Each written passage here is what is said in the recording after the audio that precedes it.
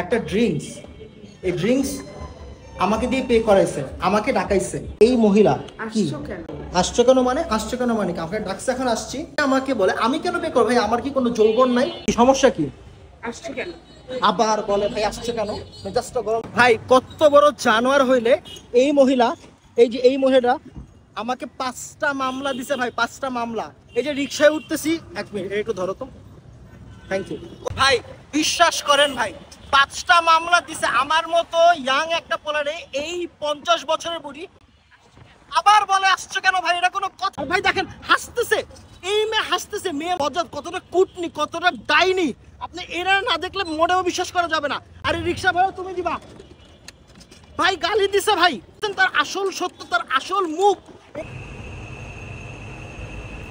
এই যে ভাই দেখেন, এখন আমাকে নিয়ে আসছে একটা রেস্টুরেন্টে। কেন ভাই? রিক্সা ভাড়া আমার দেওয়া লাগছে, এটার ভাড়া আমার কেন?